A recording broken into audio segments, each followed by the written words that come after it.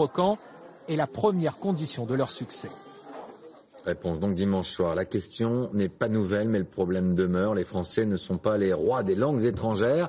La dernière enquête en date démontre qu'il s'agit clairement d'un handicap au travail. 56% des cadres estiment que leur niveau d'anglais est un frein à leur carrière. Voici quelques témoignages.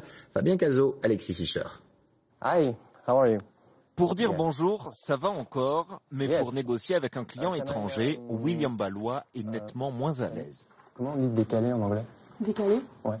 Postpone. Postpone. Yes. P-O-S-T-P-O-N, je crois. Postpone. Okay. Can I postpone it for tomorrow, maybe? Des appels en anglais, c'est le quotidien dans cette entreprise de publipostage. La plupart des clients sont étrangers. C'est pas facile de trouver ces mots tout de suite en anglais.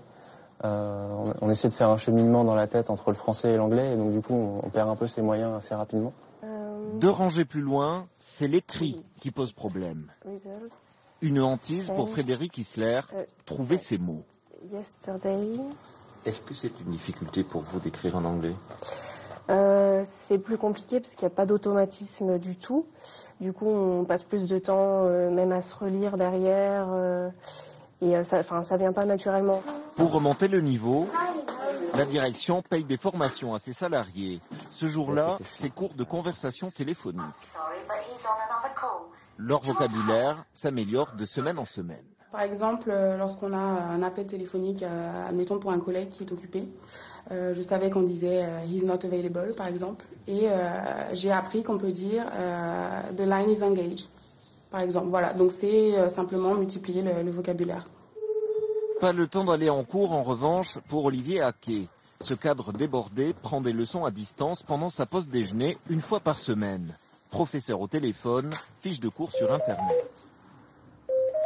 Objectif pour lui, améliorer son accent très français. Yes. Is it Passenger? Hello, Aaron.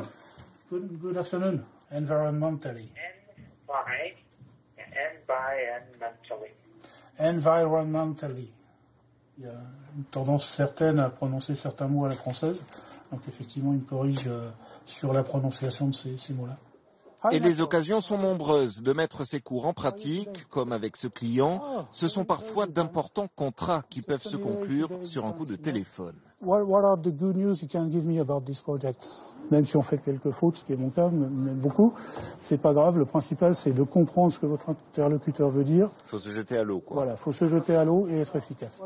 Un cadre français sur 2 juge son niveau en anglais insuffisant. C'est aujourd'hui la formation la plus demandée dans les entreprises.